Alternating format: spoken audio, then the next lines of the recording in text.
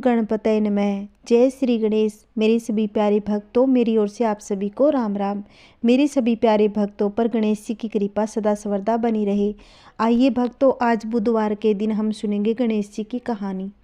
एक गांव में सेठ और सेठानी रहते थे। वह बहुत ही धार्मिक प्रवृत्ति के थे और भगवान गणेश जी के अनन्य भक्त थे।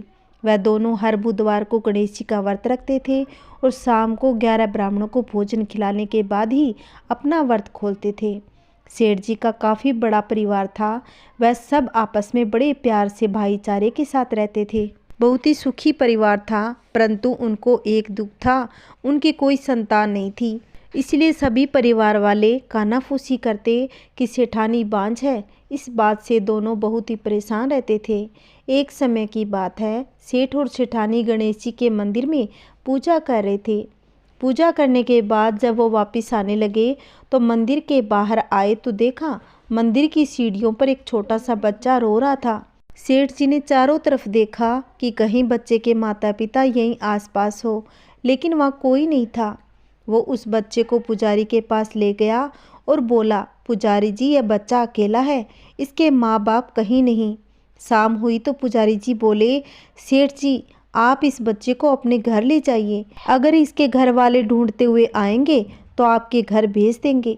सेठ और सेठानी खुशी खुशी उस बच्चे को अपने घर ले गए।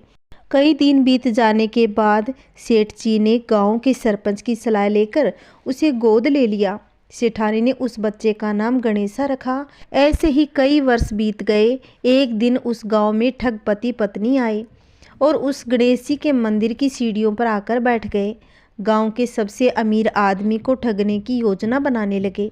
तभी पुजारी वहां आए और अनजाने लोगों को मंदिर की सीढ़ियों पर बैठा देखा तो पुजारी जी बोले, यहाँ कैसे बैठे हो?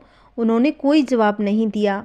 तब पुजारी जी बोले, क्या आपका बच्चा गुम हो गया है? तुरंत ही ठग पति पत्नी ने कहा, हाँ हाँ, हमारा तो बच्चा खो गया है। पुजारी जी ने पूछा कि कितने साल हो गए? वो दोनों अनजाने में ही बोले, यही कोई 4-5 साल पहले की बात है। पुजारी जी बोले कि उदास मत हो, आपका बच्चा इसी गांव में है, एक सेठ के यहाँ पल रहा है। पुजारी जी उन दोनों को सेठ के घर का पता बता देते हैं। जब सेठ जी को पता लगा गणेशा के असली माता पिता आ गए, वो बहुत दुखी हो गए। सेठानी भी बहुत रोने लगी। सेठ जी उनसे बोले, आज तो बहुत रात हो गई है, आज रात आप यहीं रुक जाइए, कल सुबह गणेशा को ले जाना। ठग पति पत्नी तो यही चाहते थे। वो तो बच्चे को लेने ही नहीं आए थे, बल्कि सेठ जी को ठगने आए थे। सेठ जी ने उन्हें अतिथि गृह में ठहरा दिया। अब वो दोनों चोरी की योजना बनाने लगे। उधर सेठ और सेठानी को नींद नहीं आ रही थी। वो दोनों बहुत ही दुखी थे।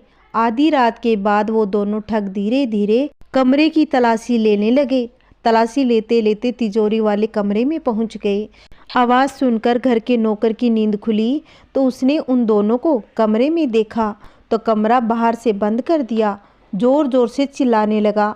धीरे धीरे घर के सारे लोग वहां पर इकट्ठे हो गए। सेठ जी ने कमरा खोला तो उस ठग को चोरी करते हुए पकड़ा। तब सेठ जी बोले, ये दोनों तो चोर है, हम गणेशा को इनको नहीं देंगे। उधर उन दोनों की योजना सफल नहीं हुई। दोनों जिद पर अड़ गए कि यह बच्चा हमारा है, हम इसे लेकर ही जाएंगे। तब गांव के सरपंच ने फैसला किया कि सूर्य देव के सामने सेठानी और उस औरत को खड़ा कर देते हैं और दोनों के सामने गणेशा को भी खड़ा कर देते हैं। जिसके आंचल से दूध की धार गणेशा के मुंह में जाएगी, बच्चा उसी का होगा। तब गणेश भगवान की कृपा से सेठानी के आंचल से दूध की धार गणेशा के मुंह में गिरी। सभी लोगों ने गणेश जी भगवान की जय जयकार करने लगे। बोलिए गणेश जी महाराज की जय हो। जैसे भगवान ने सेठ और सेठानी की सुनी, वैसे भगवान सबकी सुने। कहानी कहने वाले की, कहानी सुनाने वाले की और सब परिवार पर अपनी कृपा बनाए रखे। बोलिए गणेश जी महाराज की जय हो। ये अब दूसरी बुधवार में सुने जाने वाली गणेश जी की कहानी सुनते हैं। एक गांव में एक मधुसूदन नाम का एक व्यक्ति रहता था। वह बहुत ही धनवान था। मधुसूदन का विवाह पास ही के गांव में एक सुंदर लड़की के साथ हुआ था। एक बार मधुसूदन अपनी पत्नी को लेने के लिए बुधवार के दिन ससुराल गया। मधुसूदन ने पत्नी के माता पिता से अपनी पत्नी को विदा कराने के लिए कहा। माता पिता बोले, बेटा आज बुधवार है, बुधवार को किसी भी शुभ कार्य के लिए यात्रा नहीं करते, शुभ नहीं माना जाता। लेकिन मधुसूदन नहीं माना, वह अपनी जिद पर अड़िग रहा। उसने ऐसी शुभ अशुभ की बातों को न मानने की बात कही। उनकी बात को मानकर सास ससुर ने उन्हें विदा किया। दोनों ने बैलगाड़ी से यात्रा प्रारंभ की। 2 कोस की यात्रा के बाद उसकी गाड़ी का एक पहिया टूट गया। वहां से दोनों ने पैदल ही यात्रा शुरू कर दी। रास्ते में संगीता को प्यास लगी। मधुसूदन उसे एक पेड़ के नीचे बैठाकर जल लेने के लिए चला गया। थोड़ी देर बाद जब मधुसूदन कहीं से जल लेकर वापस आया तो वह बुरी तरह हैरान हो गया, क्योंकि उसकी पत्नी के पास उसकी ही हम शकल सूरत का एक दूसरा व्यक्ति बैठा था। उसकी पत्नी भी मधुसूदन को देखकर हैरान रह गई। वह दोनों में कोई अंतर नहीं कर पाई।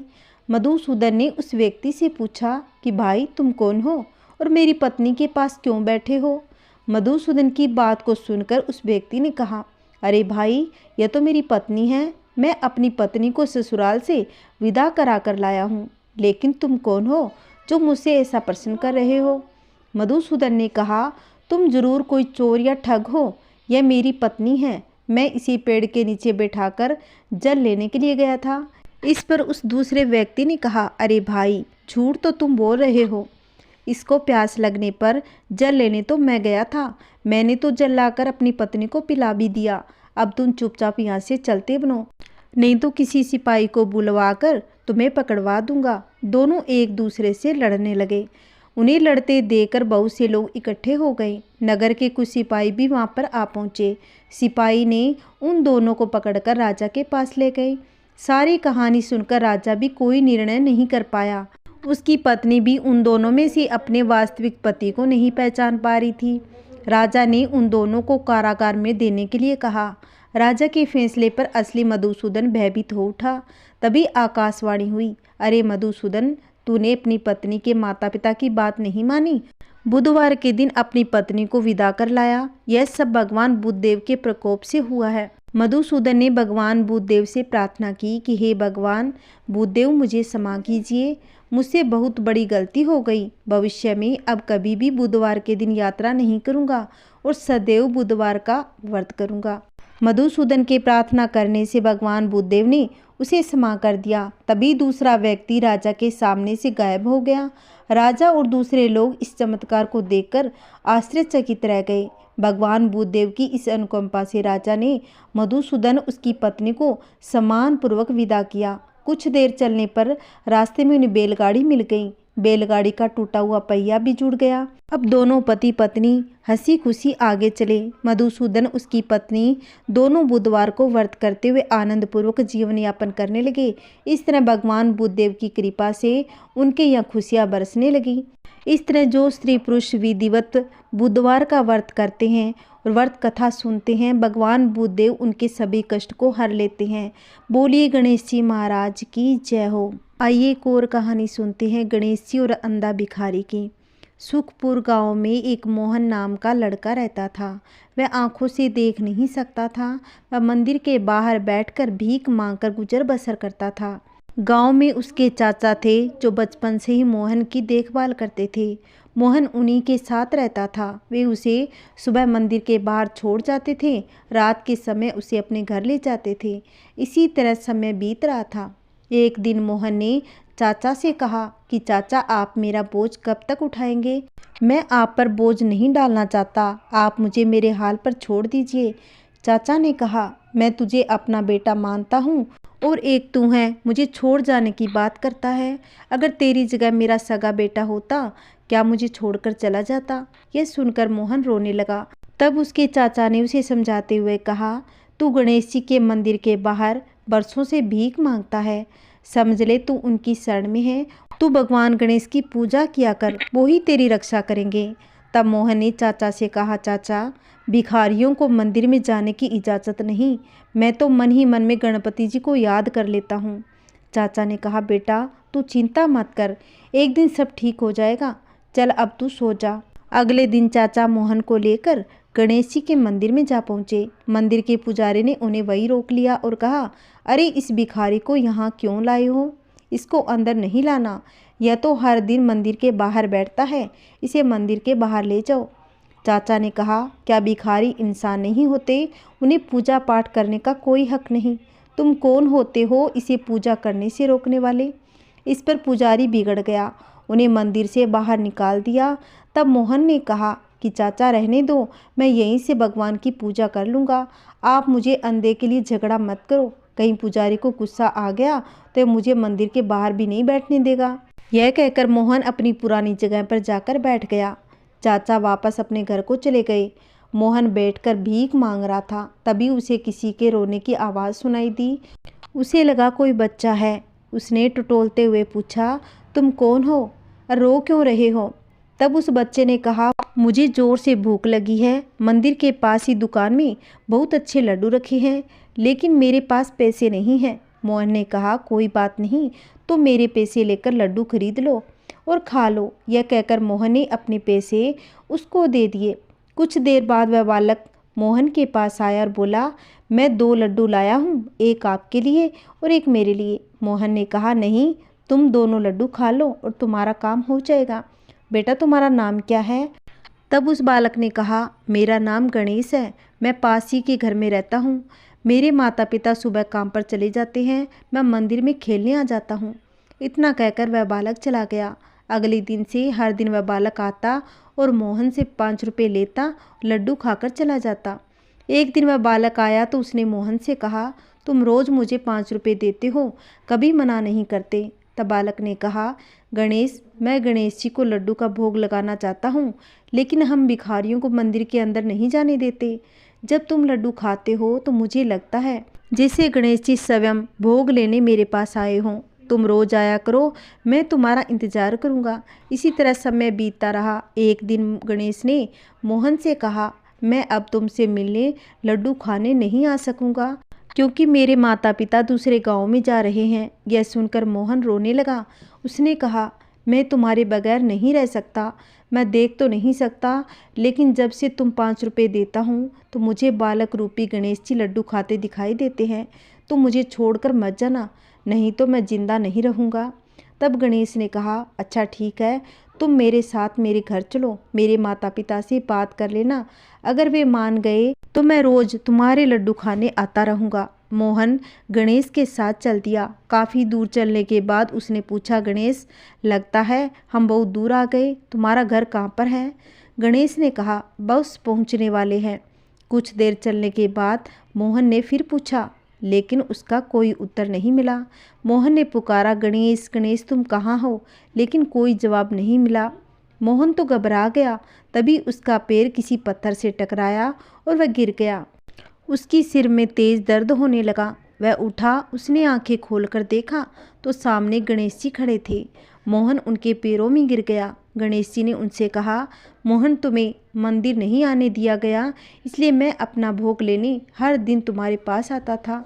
इतने गरीब होते हुए भी तुमने मुझे हर दिन लड्डू का भोग लगाया। आज से तुम गरीब नहीं रहोगे, तुम्हारा घर धन धान्य से भरेगा और कोई तुम्हें मेरे दर्शन करने से नहीं रोक सकेगा। इतना कहकर भगवान अंतर्ध्यान हो गए। मोहन की आंखों की रोशनी भी आ गई। वह अपने घर को चला गया और उसने देखा एक कोने में सोने चांदी रुपए का ढेर लगा हुआ था। अगले दिन से मोहन अपने चाचा के साथ गणेश जी के मंदिर में जाने लगा। अब उसे किसी ने नहीं रोका। भगवान की पूजा नित्य नियम से करने लगा। हर बुधवार का व्रत भी रखने लगा। हे विघ्नहर्ता, अपने भक्तों पर सदा कृपा बनाए रखना। बोलिए गणेश जी महाराज की जय हो। जैसे भगवान ने मोहन पर कृपा करी, वैसे भगवान सब पर करना।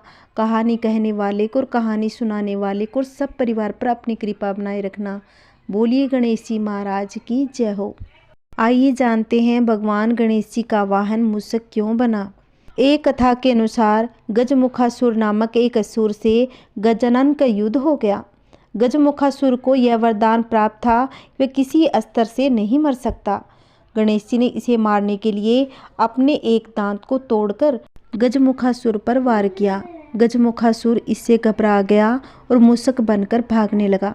गणेश जी ने मूषक बने गजमुखासुर को अपने पास में बांध लिया। गजमुखासुर गणेश जी से क्षमा मांगने लगा। गणेश जी ने गजमुखासुर को अपना वाहन बनाकर जीवन दान दिया। आइए एक और कहानी सुनते हैं। एक गांव था जिसमें एक सेठ जी अपने परिवार के साथ रहते थे। सेठ जी का गांव के पास ही के शहर में बड़ा व्यापार था। सेठ जी गणेश जी की पूजा श्रद्धा एवं विश्वास के साथ करते थे, जिससे सेठ जी के घर में किसी चीज़ की कोई कमी नहीं थी। घर में अन्न धन के भंडार सदैव भरे रहते थे। उनके जीवन में किसी भी प्रकार की कोई कमी नहीं थी। नित्य प्रतिदिन नियम अनुसार रोज वो नदी पर नहाने जाते, आकर गणेश जी की पूजा करते, उन्हें भोग लगाते, फिर स्वयं भोजन करते थे। यह बात सेठानी जी को अच्छी नहीं लगती थी। वो धार्मिक नहीं थी, वो भगवान में विश्वास नहीं रखती थी। एक बार सेठानी जी ने सोचा कि ये इतना गणेश जी को मानते हैं, गणेश जी की पूजा करते हैं, इससे होता कुछ नहीं। आज तो देखती हूँ कि कैसे गणेश जी की पूजा करते हैं। अगले दिन जब सेठ जी नदी पर नहाने गए तो सेठानी जी गणेश जी की मूर्ति को उठाकर मूर्ति को कपड़े से ढककर बगीचे में जमीन में दबा दिया। जब सेठ जी नदी से नहाकर घर आए और देखते ही कि गणेश जी की मूर्ति तो मंदिर में है ही नहीं, तो वो सेठानी से पूछने लगे कि गणेश जी की मूर्ति मंदिर से कहाँ गई। तो सेठानी जी बोली, मुझे नहीं पता। अब सेठ जी बहुत दुखी हो गए और पूरे घर में मूर्ति को खोजने लगे। उस दिन गणेश जी को भोग भी नहीं लगा पाए। इसे सेठ जी ने अन्न जल का त्याग दिया और गणेश जी से प्रार्थना करने लगे कि हे प्रभु, आप मुझसे रुष्ट हो गए हो या कहीं चले गए हो, आप अपनी कृपा दृष्टि मुझ पर बरसाएं। ये प्रभु, मुझे दर्शन दीजिए। सेठ जी ने मन ही मन में सोचा कि अब से जब तक आप मुझे नहीं मिल जाते, मुझे दर्शन नहीं दे देते, तब तक अंजल का त्याग करता हूँ। पूरा दिन निकल गया। रात्रि में सेठ जी भक्ति से प्रसन्न होकर गणेश जी भगवान ने सपन में गणेश जी भगवान एक छोटे से चूहे के साथ खेल रहे थे और चूहे को खाने को लड्डू देते हैं। चूहा लड्डू लेकर बगीचे में चला गया और जमीन को खोदता हुआ लड्डू वहीं डाल दिया। अचानक सेठ जी की नींद खुल गई। सेठ जी बगीचे में गए, वहीं खोदते हैं जहाँ उन्होंने सपने में देखा था। वहीं से उनको थोड़ी सी ज़मीन खोदने पर कपड़े में लिपटे गणेश जी की मूर्ति मिली। सेठ जी गणेश जी की मूर्ति की पूजा करके उनको यथास्थान स्थापित किया और सेठानी से पूछने पर सारा वृत्तांत उन्हें सच सच बता दिया। बात जानकर सेठानी जी को आश्चर्य हुआ। सेठानी जी मन ही मन श्रद्धा एवं विश्वास से गणेश जी भगवान की भक्त बन गई और सेठ जी से कहने लगी, मुझसे बड़ा भारी अपराध हो गया। अब हम दोनों पति पत्नी प्रेम सहित बुधवार का व्रत करेंगे और गणेश जी भगवान की आराधना करेंगे। उनकी पूजा में कभी कोई कमी नहीं आने देंगे।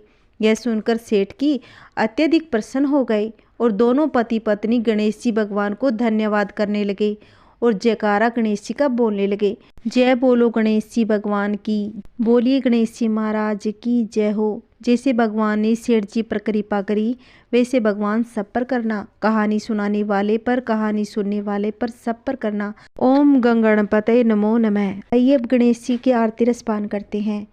जय गणेश जय गणेश जय गणेश देवा, माता जाकी पार्वती पिता महादेवा।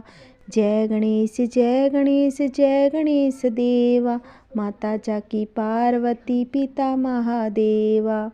एक दंत दयावंत चार भुजाधारी, माथे सिंदूर सोहे मूसे की सवारी। जय गणेश जय गणेश जय गणेश देवा, माता जाकी पार्वती पिता महादेवा। पान चढ़े फल चढ़े और चढ़े मेवा, लड्डवन का भोग लगे संत करे सेवा। जय गणेश जय गणेश जय गणेश देवा, माता जाकी पार्वती पिता महादेवा। अंधन को आँख देत कोढ़िन को काया, बांझन को पुत्र देत निर्धन को माया।